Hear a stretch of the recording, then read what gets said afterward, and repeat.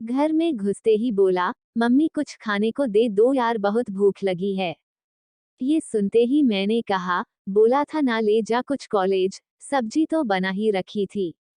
बेटा बोला, मम्मी अपना ज्ञान ना अपने पास रखा करो, अभी जो कहा है वो कर दो बस, और हाँ, रात में ढंग का खाना बनाना। पहले ही मेरा दिन अच्छा नहीं गया है। कमरे में गई तो उसकी आंख लग गई थी। मैंने जाकर उसको जगा दिया कि कुछ खा कर सो जाए। चीख कर वो मेरे ऊपर आया कि जब आंख लग गई थी तो उठाया क्यों तुमने? मैंने कहा तूने ही तो कुछ बनाने को कहा था।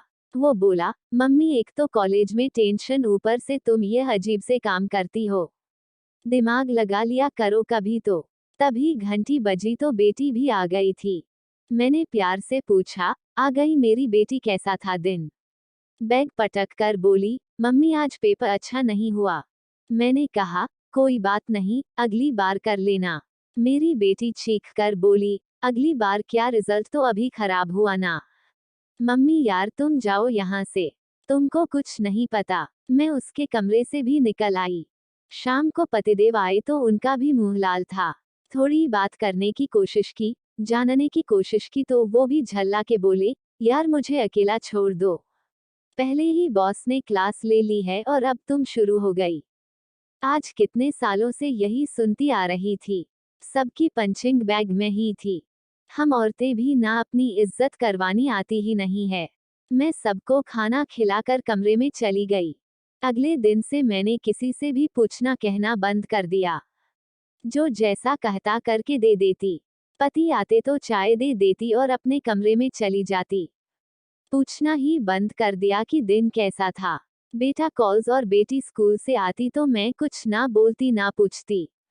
ये सिलसिला काफी दिन चला। संडे वाले दिन तीनों मेरे पास आए और बोले तबीयत ठीक है ना? क्या हुआ है, इतने दिनों से चुप हो? बच्चे भी हैरान थे। थोड़ी देर चुप रहने के बाद मैं बोली, मैं तुम लोगों की पंचिंग बैग हूँ क्या? जो आता है अपना गुस्सा या अपना चिड़चिड़ापन मुझ पर निकाल देता है। मैं भी इंतजार करती हूँ तुम लोगों का।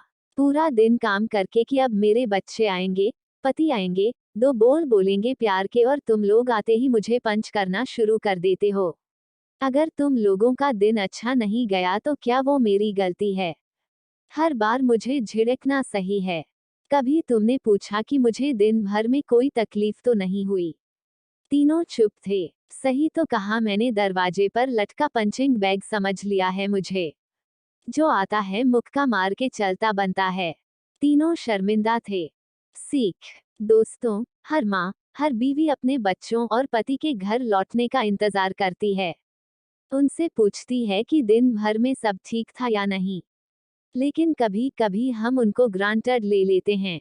हर चीज का गुस्सा उन पर निकालते हैं। कभी कभी तो ये ठीक है, लेकिन अगर ये आपके घर वालों की आदत बन जाए तो आप आज से ही सबका पंचिंग बैग बनना बंद कर दें। कहानी अच्छी लगी हो तो चैनल को लाइक और सब्सक्राइब कर दें। आपका बहुत बहुत धन्यवाद।